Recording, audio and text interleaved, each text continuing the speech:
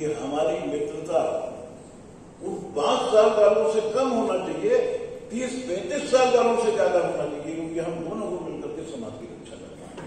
इसलिए हम ब्यूरोक्रेट को हमेशा मन पर बुलाते हैं, क्योंकि ब्यूरोक्रेट्स का अगर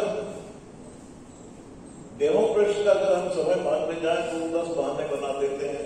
अभी जयपुर में सम्मेलन हुआ था, मेरे राजस्थान के साथी चले गए, आपको पता था कि पहले ध्यान नहीं था, 13 तारीख को करवा चौथ है, तो पहले हुआ 12 का था, लोगों ने कहा सर 13 को करवा चौथ है, नहीं हो पाएंगे, इसकी 11 की मीटिंग और 10 को वर्किंग कमेटी रखी गई, इसको वर्किंग कमेटी आती, तो कई लोगों को सूचना नहीं मिल पाई। उन्होंने आज वापसी का रिजर्वेशन बना लिया था, तो कई स्टेट के लोग आज वापिस चले गए हैं। इसलिए नहीं तो यहाँ जितने वायरस लगे हैं सभी स्टेट लोग थे, तब सब 35 लोग बाहर के स्टेट्स के आए थे, 2-3 लोग आए थे।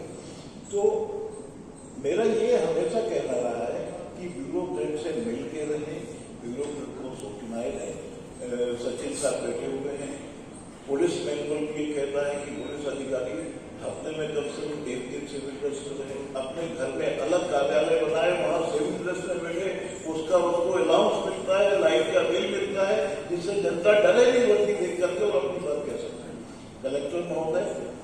कलेक्टर महोदय के पास इतने एसडीएम एसडीओ होते हैं, उनको सारी सूचनाएं मिलती है, लेकिन मीडिया को भी यानी इनका एक अपना तंत्र होता है। जैसे पुलिस का एक मुखबिर तंत्र होता है, मुखबिर यानी इन्फॉर्मर, मुखबिर गलत शब्द नहीं है, लेकिन इन्फॉर्मर उसको कहना चाहिए। और उस इन्फॉर्मर की सूचना को छलनी में छान करके अधिकारी वो उसको अपने काम में करता है।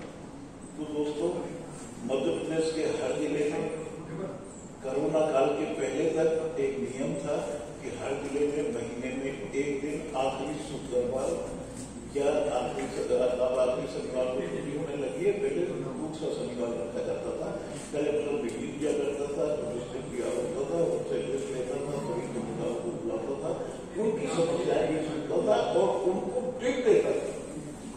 और एसपी साहब भी यही किया करते थे। आजकल आप देख रहे होंगे कि पूरे देश में कानून चल रहा है कि कोई अपराधी है तो उसका घर तोड़ो, कानून नहीं कहता है, लेकिन अंकुश लगाने के लिए हमें कठोर कदम उठाने पड़ते हैं।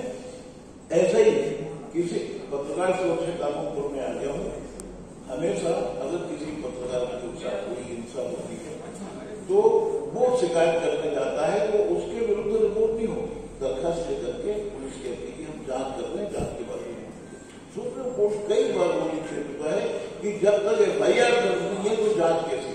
लेकिन हम जानते हैं कि कई बार झूठी शिकायतें होती हैं, तो कम से कम जैसे ये मकान तोड़ने का गौर करता है, ऐसे अगर किसी पत्रकार के विरुद्ध कोई शिकायत है तो मेरा निवेदन है, एक कप्तान से प्रार्थना है कप्तान महोदय से कि कम से कम उसमें आप जांच को पहले करवाएं, उसके बारे में, क्योंकि कई बार ऐसा होता है। पत्रकार सुरक्षा कानून का सुप्रीम माना जारी है, हमने पत्रकारों को स्वास्थ्य बीमा करवा दिया है और लगभग पूरे देश में जारी है। जो पत्रकार रिटायर हो जाते हैं उन पत्रकारों के लिए सरकार ने पेंशन योजना लागू की, हमने विरोध किया।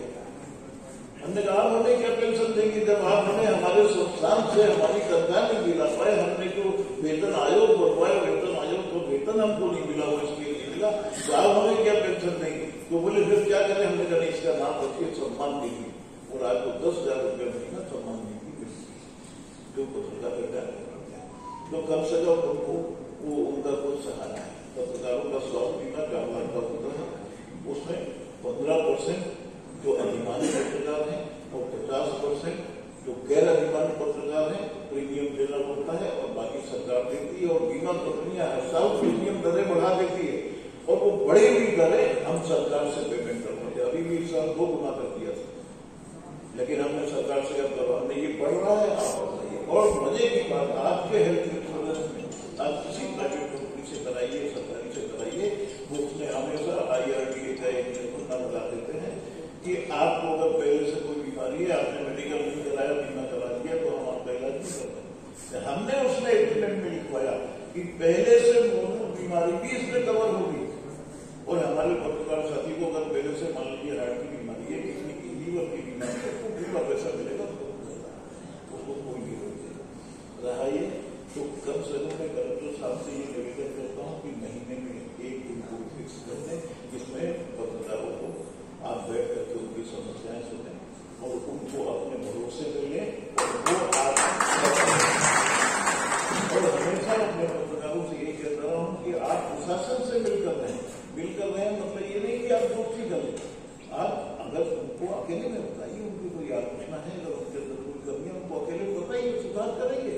क्योंकि इंटेलेक्चुअल फेलो जो होता है, बुद्धिमान व्यक्ति जो होता है, अपनी बुराइयां सुन करके अपने अंदर सुधार लाता है, और जो असामाजिक तत्व होता है अपनी बुराइयां सुन करके हिंसात्मक हो जाता है।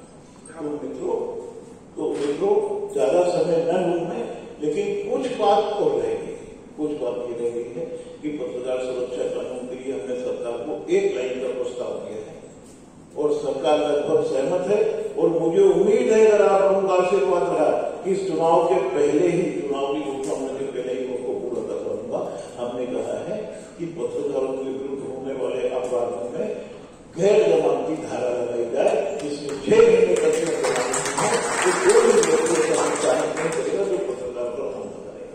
आज देखिए एट्रोसिटी एक्ट में यही होता है, 500 एक्ट में यही होता है, तो कितना लोग भयभीत होते हैं, तो कम से आप इतना करेंगे। लेकिन सरकार से हमने ये भी कहा है कि अगर वही अपराध हमारा पत्रकार साथी करता है तो यही व्यवहार उसके साथ किया जाए, उसके ऊपर भी गैर जमानती धारा लगेगा। तो मित्रों मैं बहुत आभारी हूं, और आप लोग भी कम से कम ये परंपरा अपनाइए कि कहीं भी अपना जिले में सम्मेलन हो। मुझे तो हर डिस्ट्रिक्ट में जाना पड़ता है, अभी भी मध्य प्रदेश में कई जिले से हमें मान रहे हैं, नहीं दे पा रहा हूं, क्योंकि अगले महीने जनरल बॉडी मीटिंग IAWA की जिसमें 23 स्टेट के लोग आएंगे। मैं अभी यहाँ घोषणा करके जा रहा हूँ, अगले महीने नवंबर में भोपाल में होगी, जिसमें कम से कम 500-600 डेलीगेट पूरे हिंदुस्तान से आएंगे। उसका प्रबंध भी करना है, हमें कोई सरकारी मदद नहीं मिलती है, न हमने कभी सरकार से कोई मदद नहीं मिली। सिर्फ ये हमारे फेडरेशन के साथ ही जो हमें कोटा मनी स्टेट से आती है उसमें खर्च चलता है। बाकी हमारे वेल विशर्स जो पत्रकारों का सम्मान करते हैं वो हमें मदद करते हैं, उनसे ये सब। तो इन्हीं शब्दों के साथ मैं अपनी बात खत्म करूं। हम सभी ने बड़ी एकाग्रता से सभी चीजें सुनी है, दिल से